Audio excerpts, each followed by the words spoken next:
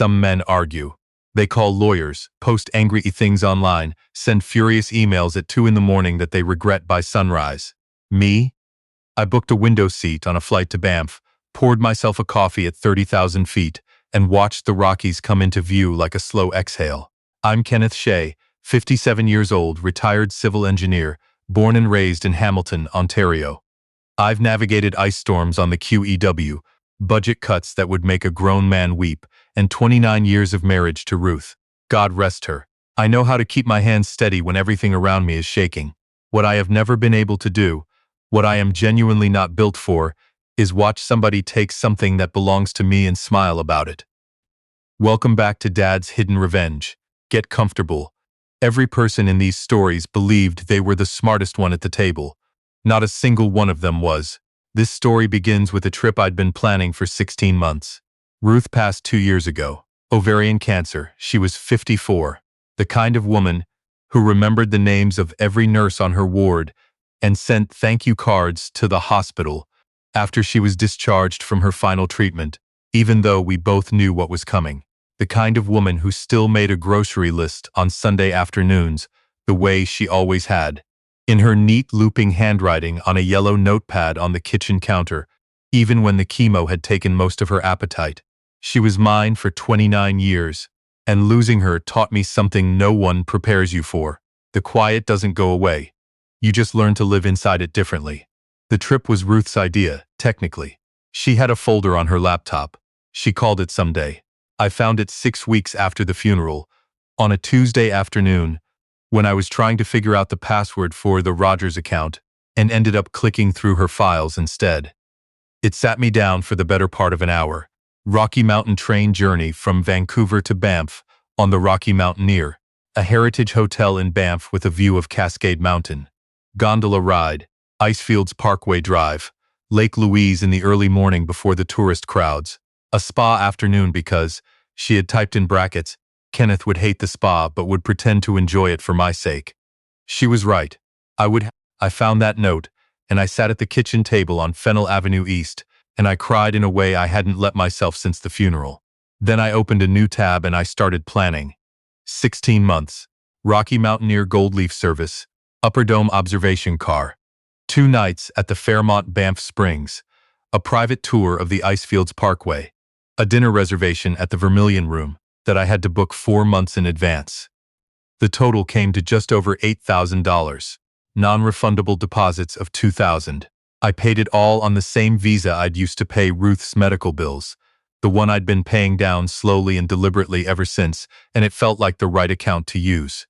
My daughter Lydia was the only person I told. Lydia is 31. She teaches elementary school in Guelph.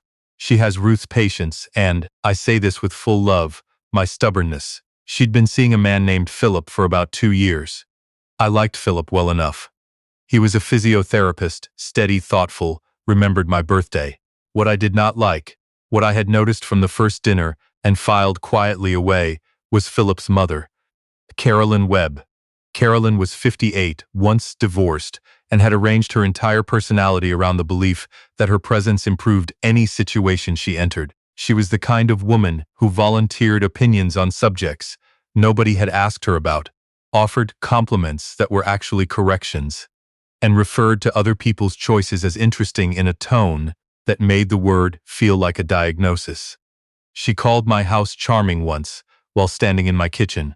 The way she said, it made charming sound like a polite word for something smaller than it deserved to be. I was civil to Carolyn because Lydia loved Philip, and Philip loved his mother. That civility, I would later understand, was taken as permission.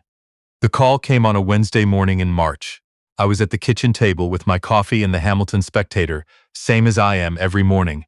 My phone buzzed. Lydia. Hey, sweetheart. Dad. A pause. The kind of pause that has its own weight. Hey, I need to tell you something, and I need you to just listen before you say anything. I put the paper down. When someone asks you to listen before you say anything, they already know what you're going to say. She told me the trip had to be canceled. Or not canceled, exactly. Reconsidered.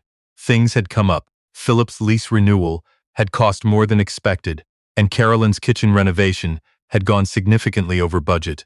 And it had been a hard few months, Dad and Carolyn had mentioned that the timing was really not ideal for anyone in the family to be spending that kind of money, and she'd happened to see the Rocky Mountaineer confirmation on Lydia's tablet when she was visiting, and she thought, well, since Kenneth was going alone, it was a lot for one person, and if he was going to cancel anyway.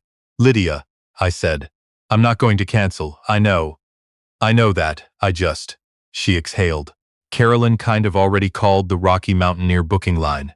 I went very still. She what? She said she was your travel coordinator. She tried to get them to move the booking into her name. They wouldn't do it. But she got your confirmation number somehow, from the email on my tablet, and she tried. I found out this morning when the Rocky Mountaineer called me back to verify, because the name on the account didn't match. I counted to 5.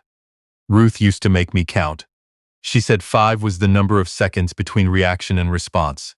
I'd always thought that was an arbitrary number. In 29 years, I never told her that. Why are you telling me this? Like it's something that just happened to both of us, I said, instead of something Carolyn did to me. Silence on the line. Long enough that I could hear the school bells in the background at Lydia's end. It was prep time. She'd called me during prep. I'm sorry, Dad. I didn't know she was going to do it. She really wanted that train experience.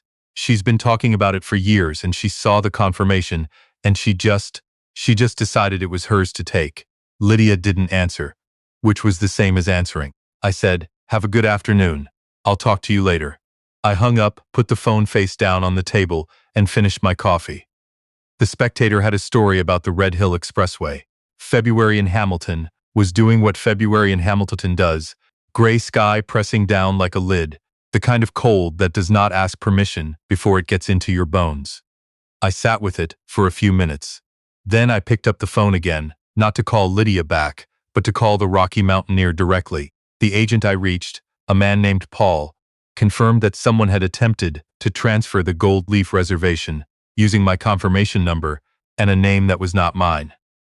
The transfer had been declined because the primary account holder's name and the credit card on file did not match the caller's information. Paul was professional and matter-of-fact about it.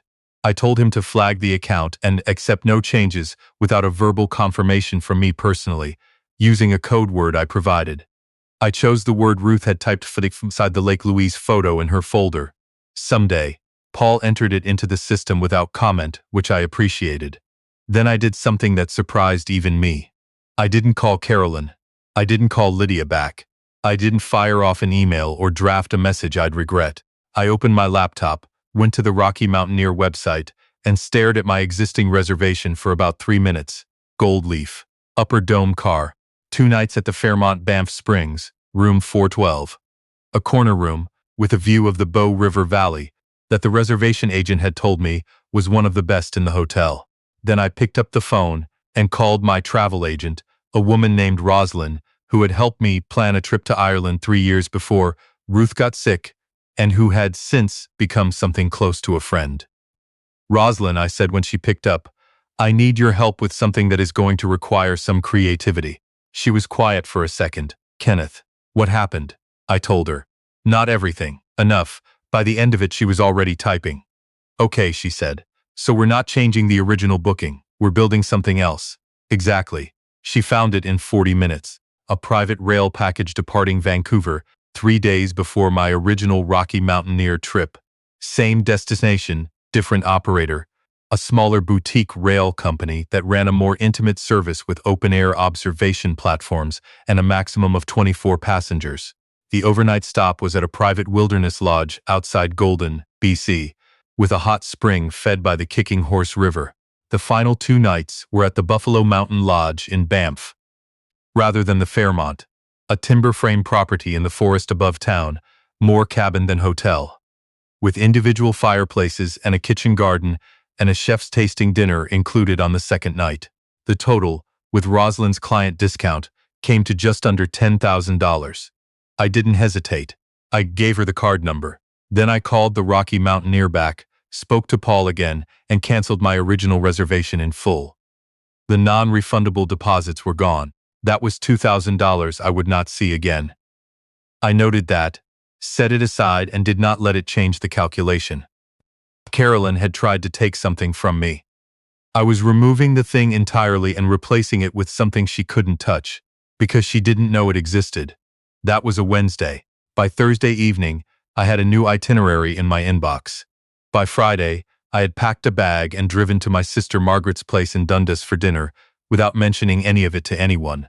I told Lydia I was still going. I told her nothing else. She asked me once more if I was sure about the costs, which I understood was Carolyn asking through Lydia, and I said yes, very sure, and changed the subject. I drove to Pearson on a Sunday morning in late April with Ruth's itinerary open on my phone, her folder converted to notes, her photos with their little captions. Lake Louise in the early morning, the ice fields, the gondola. Kenneth would hate the spa but would pretend to enjoy it for my sake. I read that one twice at the departure gate, over a bad airport coffee that I drank anyway, and I smiled. I landed in Vancouver and took a cab to the hotel near the waterfront where I was staying the night before departure. I could see the water from my window.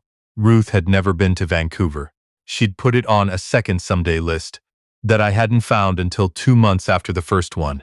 I stood at the window for a while, looking out at the harbor, the mountains rising up behind the city in that particular way that makes you feel, regardless of your spiritual leanings, like something larger than you arranged the view specifically for this moment. I said someday out loud, to the glass, to the mountains, to Ruth. Here we are. The phone already had 11 missed messages. I didn't open them. I turned it face down on the windowsill and ordered room service. The messages started on day 2 of the rail journey. I was sitting in the open-air observation car, somewhere outside Hope, BC, the Fraser River Canyon, dropping away below us on one side, Douglas firs pressing in from the other, the sky doing something so extravagant with light that I was embarrassed I hadn't brought a better camera. My phone was in my jacket pocket. I felt it buzz twice during breakfast and 4 times before lunch. I looked at the preview banners without opening them. Lydia, twice. Philip, once, and then a number I didn't recognize, which I knew immediately was Carolyn, because she was the only person in this situation who didn't already have my number. By the time we reached Kamloops that evening, the count was 14. I sat on the deck of the Wilderness Lodge outside Golden that night, with a glass of Okanagan red, listening to the Kicking Horse River moving in the dark below me, and I thought about how strange it was that I felt more like myself than I had in 2 years. No quiet to manage, no absence to work around.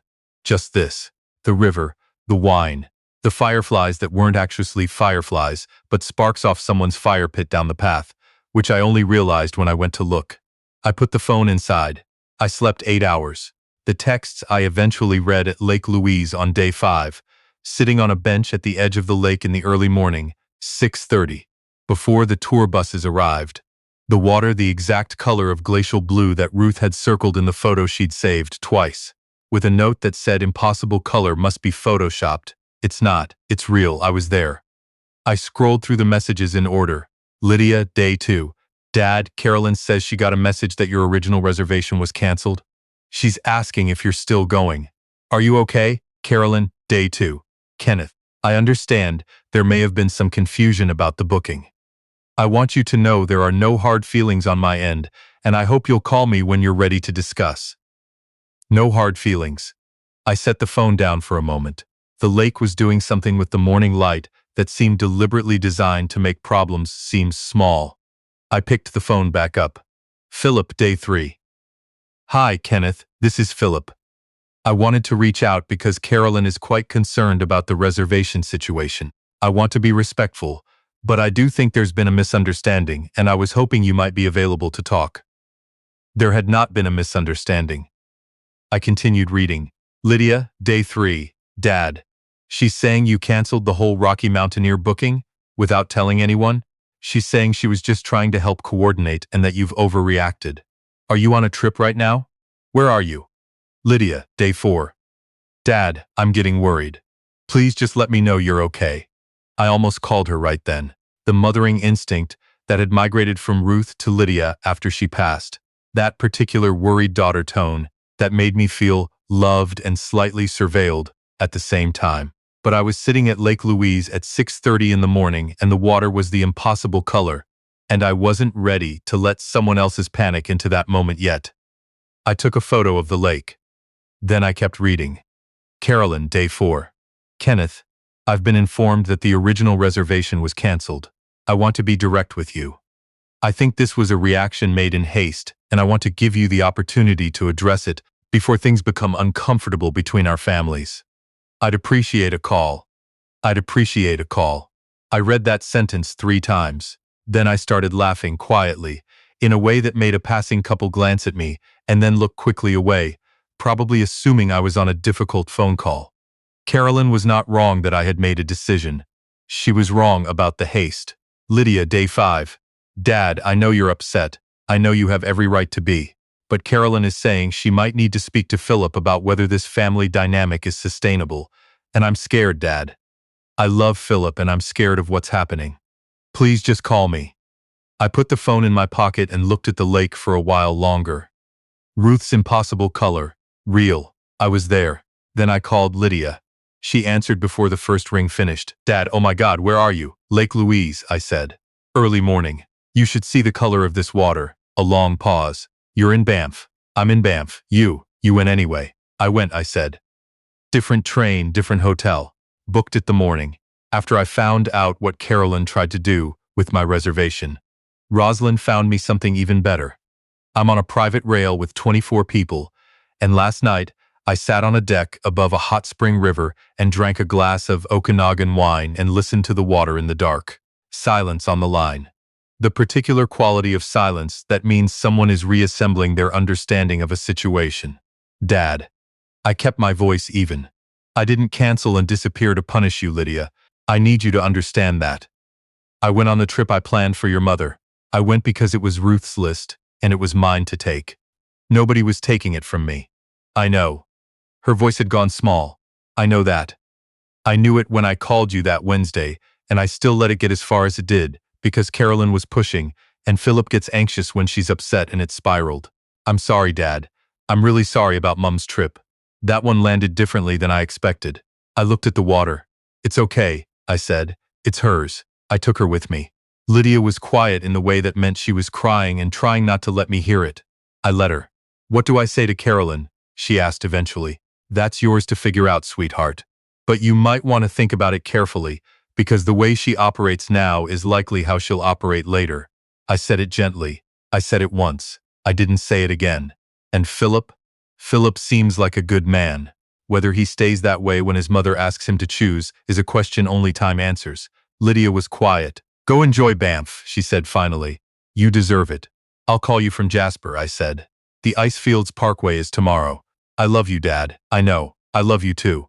I hung up, sat with the lake a while longer, and then went back to the lodge for breakfast. Eggs, back bacon, a pot of very good coffee, and a small jar of local honey on the table that I used more of than was probably reasonable.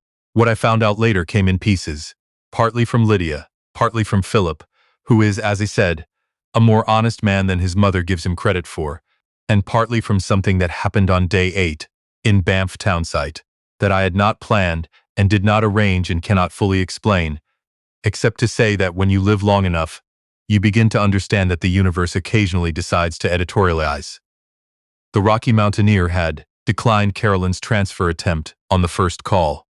On the second call, she had tried a different approach, identifying herself as my executive assistant, which is a thing I do not have, and which the Rocky Mountaineers fraud team flagged immediately because my account notes indicated I was a retired civil engineer and not someone likely to have an executive assistant. She had then called a third time, I was told, attempting to pay for a separate reservation on the same Gold Leaf departure. That booking had been available.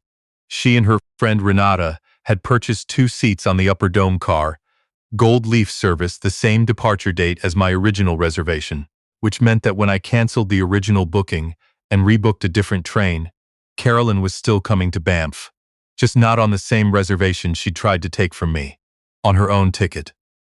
In her seat, that was not my seat and never had been. I was walking through the Banff townsite on day 8, coming back from an afternoon hike up Tunnel Mountain. Boots muddy, shoulders loose in that specific way that only happens after a climb. When I heard a voice I recognized from the one occasion I had met Carolyn Webb in person, at Lydia, and Philip's housewarming when she had described my daughter's cooking as homey. She was standing outside a shop on Banff Avenue with another woman I didn't know, who I assumed was Renata, showing her something on her phone. I recognized the angle immediately. She was showing Renata a photo of the upper dome car interior, the gilded promotional photo from the Rocky Mountaineer website. The one that had been on Ruth's folder under the caption "This one," and Kenneth would lose his mind at the price, but would eventually say fine. I kept walking. I nearly passed them entirely. Then Renata said something I couldn't hear, and Carolyn laughed in a particular way that I recognized. The musical laugh, the laugh that performs instead of responds. And something in me turned and walked toward them instead. She saw me when I was about 10 feet away. The laugh stopped. "Kenneth," she said. "Carolyn." I stopped, hands in my jacket pockets, unhurried.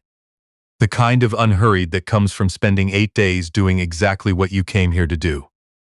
"How's the trip?" She looked at me the way people look at someone they've been thinking about from a safe distance and suddenly encounter in the room. She recovered quickly. Carolyn was good at recovering. "It's lovely," she said. "The gold leaf service is everything I hoped." She smiled, the smile that was shaped like warmth but assembled from something cooler. "We had the most beautiful morning coming through the canyon." I nodded. "I did the open-air car on the way to Golden. Better view when you can feel the air." A pause. She was recalibrating. "You changed your plans," she said. She kept her voice very neutral. "I booked a different train," I said. "Smaller operation, private lodge stop, 24 passengers. It was a better fit for what I was trying to do." She looked at me for a moment. I watched her decide whether to say the thing she wanted to say or the thing that was safe. Carolyn Webb was a woman who almost always chose the safe version. "I hope you've been enjoying yourself," she said finally. "I don't want there to be any tension between us." "No tension here," I said. "I'm on a trip I've been planning for 16 months. I'm having a very good time." I looked at her pleasantly. "There's nothing to be tense about." Renata was looking at the ground. "Good instincts, Renata." "I hope Lydia and Philip are well," Carolyn said. "I hope so too. I'll see them when I'm home." I nodded at Renata. "Enjoy the rest of your trip." And I walked back toward the lodge, up through the spruce trees, with Cascade Mountain visible at the end of the road, the way it always is in Banff, framed by the street like a painting someone put there on purpose. I didn't look back. Ruth had written one word under the photo of that mountain in her folder. Just the mountain, just the one word. Mine. I'd laughed at that when I first saw it, back at the kitchen table on Fennel Avenue with the cold coffee. I understood it now completely. I flew home from Calgary on a Friday, drove up the QEW, Hamilton coming back into view the way it always does, industrial and familiar in mine. Unlocked my front door, dropped my bag, walked into the kitchen. My neighbor Doreen had left a container of shepherd's pie, in the fridge, with a note that said about time you treated yourself, and a small card with a photo of a mountain lake on it that was clearly Lake Louise. She'd printed it from somewhere and written underneath it in her looping handwriting, "You went, didn't you?" Ruth would have loved this. She would have. I ate the shepherd's pie at the kitchen table and didn't turn on the TV. There were 9 new messages. Lydia, twice letting me know she was glad I was home safe. Philip, once, short and genuine. Tyler, "It was good to hear you're well. Call anytime." I appreciated that more than I said in the reply. Carolyn had sent one message, one more than I expected, which told me she'd thought carefully about it. It read, "Kenneth, I've had time to reflect. I want you to know I had no intention of causing harm. I hope we can move forward for the sake of the family. Families are complicated. I think you'd agree." I read it twice. Then I typed, "Carolyn, families are complicated. What you tried to do was simple. You tried to take a reservation that was mine, for a trip I'd planned to take my wife's memory to a place she always wanted to see. There's no misunderstanding to manage there." I went. "It was everything. I'm glad you enjoyed your trip too." I sent it and put the phone down. Lydia came over the following weekend. She stood in the kitchen doorway for a moment before she came in, the way she does when she's carrying something she's trying to figure out how to put down. I made us tea and we sat at the table, the same 2 chairs, the way it always is now. She talked about Philip, about Carolyn, about the pressure she'd felt since Ruth passed to keep everything manageable, everyone comfortable, every sharp edge softened. She talked about how Carolyn operated by accumulation, small requests and small concessions, until one day you looked around and you'd given away more than you'd intended. She talked about Mum, about missing her in a new way lately, a more specific way, because she was starting to understand things about her mother she hadn't before. I listened. I let her talk. That's the job, when your kid is working something out. When she'd finished, I got up and went to the drawer beside the fridge. The one that still has Ruth's yellow notepad in it, the one I haven't cleared out because I'm not ready to, and I took out an envelope I'd put there 3 days earlier. "What's that?" Lydia said. "Give it to Philip when you're ready," I said, "for his mother." She opened it at the table. Inside was a single sheet of paper. I had typed it carefully, in the plain font I use for everything, the font Ruth used to tell me was aggressively boring, in the most affectionate possible way. At the top, invoice, then a list. Non-refundable Rocky Mountaineer deposit, forfeited upon cancellation, $2,000. Rebooking administration, alternate rail arrangement, $400.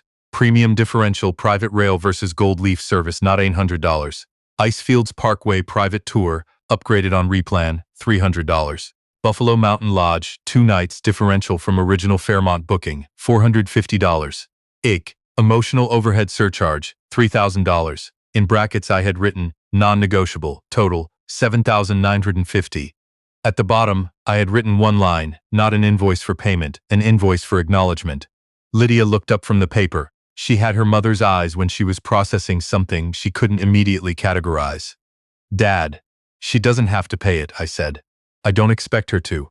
I want her to see the number, the size of it. What walking into someone's life and helping yourself to their things actually costs. Not just me. Her." Lydia folded it back into the envelope without another word. She drove it to Philip's apartment that afternoon. Philip gave it to Carolyn. Lydia told me. Carolyn read it, standing at her kitchen counter, set it down, and stood there, without speaking for a solid 3 minutes. Just stood there with the paper on the counter, looking at the number. 3 minutes is not nothing.